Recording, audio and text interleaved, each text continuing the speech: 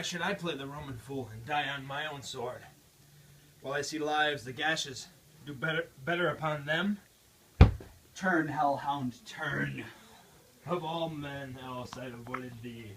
But get thee back, my soul is too charged with blood of thine already. I have no words. My voice is in my sword, thou bloodier villain, than terms can give thee out.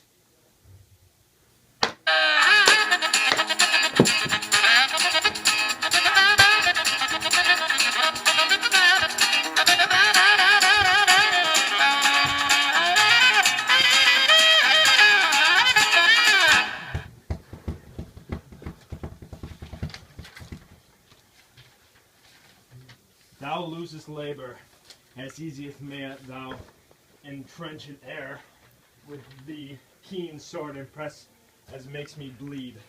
Let fall the blade on vulnerable crest. I bear a charmed life which must not yield to one of woman born. Despair thy charm, and let the angel whom thou still hast served tell thee, Macduff was from his mother's womb untimely ripped. Cursed by that tongue that tells me so, for it has cowed my better part of man. And by this juggling fiend no more believe, that palter with us in a double sense, that keeps the word of promise to our ear, and break it to our hope. I will not fight thee. Then yield thee, coward, and live to be the show and gaze of the time. We'll have thee as our rare monsters are, painted on a pole and underwrit. Here may you see the tyrant.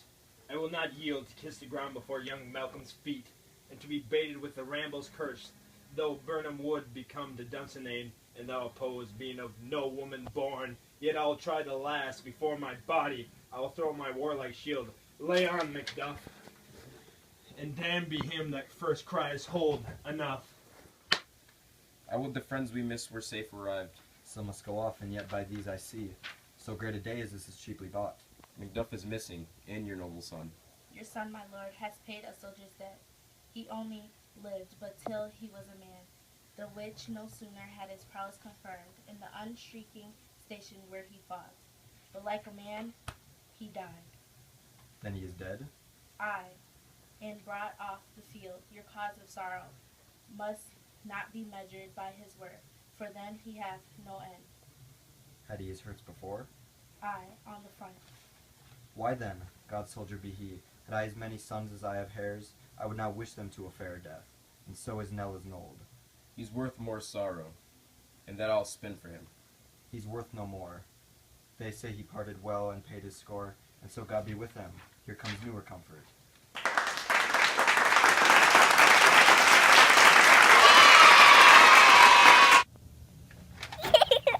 Hail, king, for so thou art. Behold where stands the usurper's cursed head. The time is free. I see thee compassed with thy kingdom's pearl, that speak my salutation in their minds, whose voices I desire aloud with mine. Hail, King of Scotland. Hail, King of Scotland!